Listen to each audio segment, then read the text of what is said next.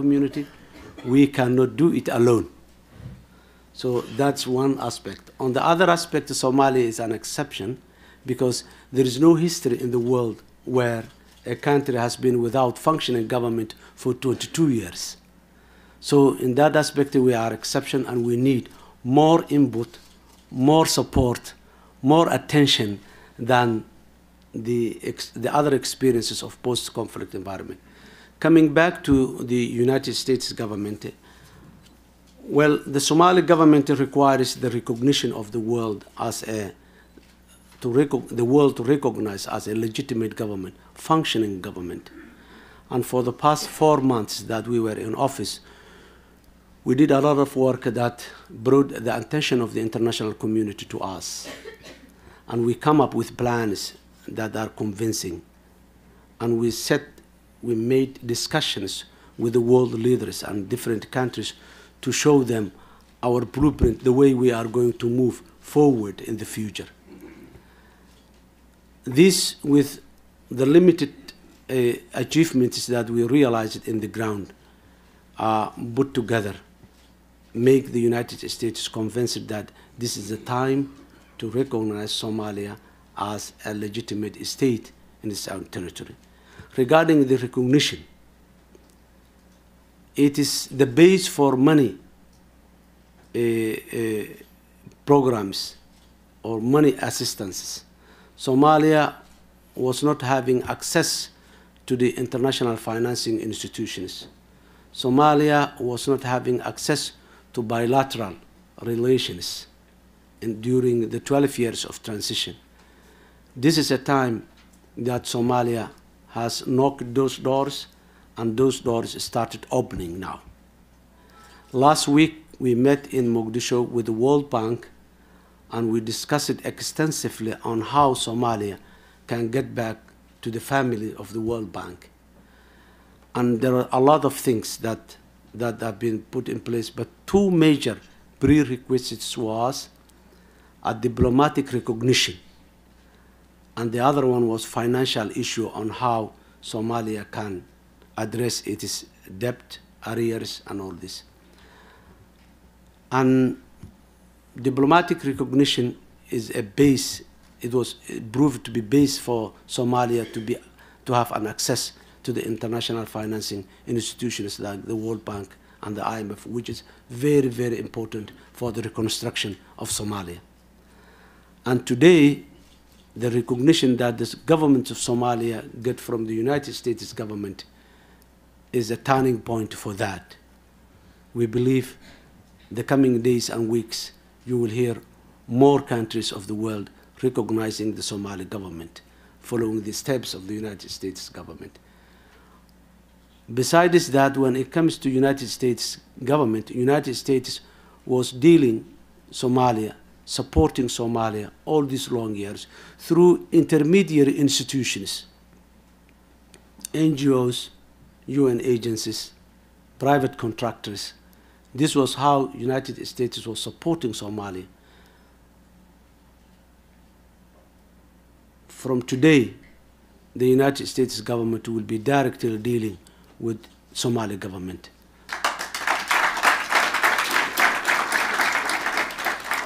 Bilateral agreements will be put in place.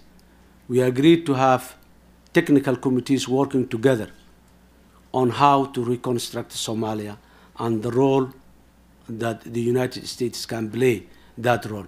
And the first and foremost that today we agreed is that United States of America will provide support to Somalia to identify its priorities in the reconstruction and the long-term development. The government of Somalia is now busy on moving the country from relief to recovery, followed by the development. And that final phase, which is development, is what makes very, very useful to the recognition that we receive it today. Thank you. Great. Thank you. We're going to take 3 questions at a time, and I'll take one from each. Well, there's maybe 4 questions at a time if it doesn't tax you too much. Sure. And so we'll go with the gentleman at the far right.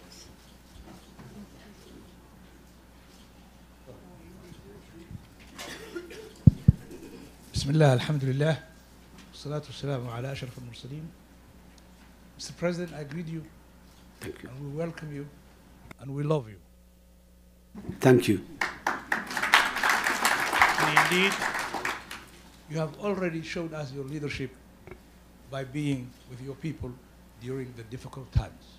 Thank you. You've never been a coward who ran away from the country, but you indeed faced all the problems, and you put your life in line, and we appreciate you for that. Thank you.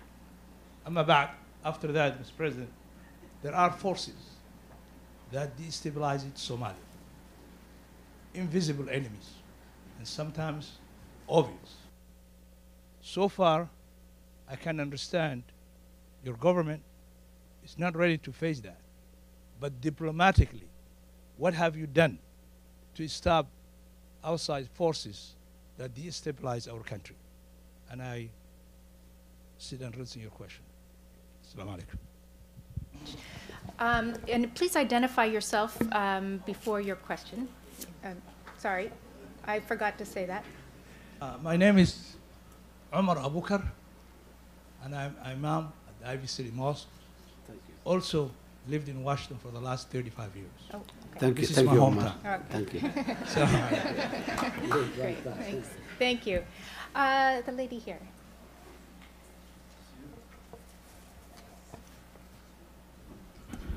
Stella Dawson at Thomson Reuters Foundation.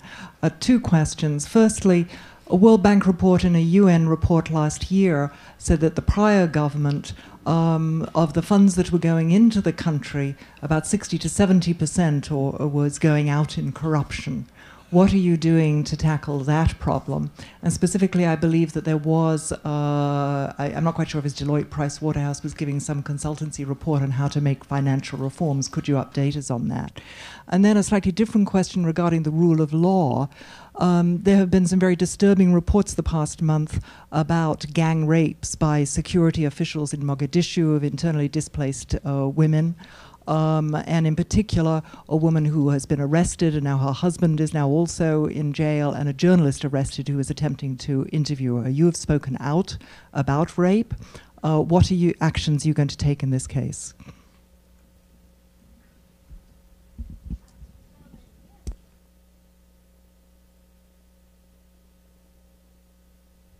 Thank you, Jennifer. Galab wanaagsan, Madaxweyne. Good afternoon, Mr. President. Wanaagsan. It's a time of a new beginning for my beloved home country, Somalia, and equally to my adopted nation of America that I love. By the way, I was part of the people who went to Somali, the Operation Restore Hope. It was very successful. Thank you. My dream is that, my main concern here is, my dream is that Somalia will become America's best friend in the home. And please, next time you talk to our native son, President Obama, tell him not to outsource us to the neighbor countries. It's a darling country in the nation. My question to you is, on behalf of all Somali Americans, not only Somali American Peace Council, how can we help you, Mr. President? And Mark. There now. Another question. What was his name? That's Muhammad Ali. Muhammad Ali. Hi, I'm Mark Yarnell with Refugees International. And President Mohammed, thanks very much for being here. My question relates to the what you mentioned regarding the large numbers of displaced who are returning from neighboring countries to Somalia.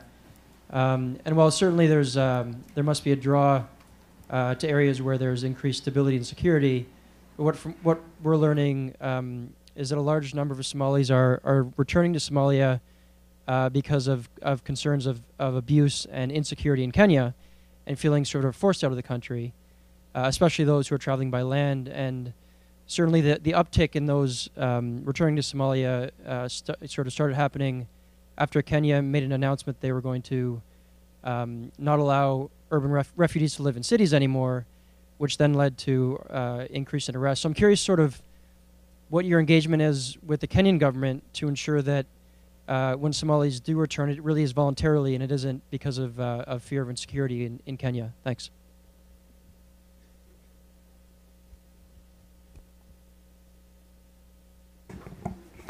Thank you, Omar, for your encouraging and nice words. Thank you very much. Regarding the lady, I missed your name. Yes. The World Bank and the UN reports that 60 to 70% of certain funds in Somalia, I think, was unaccounted. That's the word they use it. The problem of corruption, the question sometimes comes on when you don't have the right instruments and tools in place, how to measure the level of corruption sometimes is very difficult. But no one can deny that when there are no the right tools in place, corruption becomes part of life. So, and that was the case in Somalia. To deal with that, we make one of our top priority, what we call the priority of the priorities. Public finance management reform is among the top 3.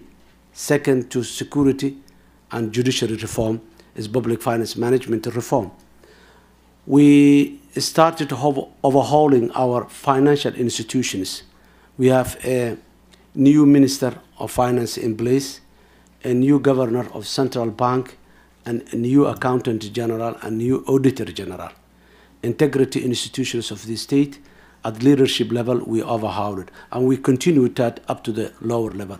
We make sure that the decision-making positions of these institutions are handled by people who have a credible and track record of decency and honesty. Not only that, we have enacted and reviewed the public finance bills in the parliament, and we have a newly reviewed public finance laws in place. However, the issue of capacity is always there. The challenge of capacity limitation has been there and still will remain there. And the capacity of the limitation of the capacity is not only knowing how to write bills or how to do to fill forms in the public finance, but it is the issue of culture. Here we have a culture of impunity, culture that everybody wants to do whatever he wants and nobody goes after him. So the main challenge is that culture, and we need time to change that culture, although we start putting the right people into the right place. For that reason, you have heard that before I came to the office, there was the proposal for a joint financial management board proposed by some international partners, where the Somalis feel that, yeah, this is not the right tool for that. It was more of control than more of capacity building or institutional building. So when I came into the office, we proposed another mechanism. We call it the Financial Integrity Institutions, FIA. And then the financial integrity institutions, many of our partners, they challenged that this is more focused of control from the Somali side, not from the outside side. So this dialogue was going on for some time, and now we come to the conclusion to establish a third entity, another entity which was, now I can say it's a consensus based both from Somalis and from the international, a special financing facility, SFF. This is an entry mechanism that will be placed in Somalia, where the funds from the international community will be channeled through that account. And that account would have a board, mainly Somalis with some internationalists, and at different levels, internationals will be part of it. The government of Norway is supporting us in establishing this facility, but the rest of the world is also contributing, including the World Bank, whom we discussed today with the president of the World Bank for this issue when we met his office this morning. So this facility, a special financing facility, will work. Partly it's a facility that the international community can have a trust on it, and partly it will facilitate the building of institutional capacity of our public finance management institutions. So in the short term, for the next 1.5 years to 2 years maximum maybe,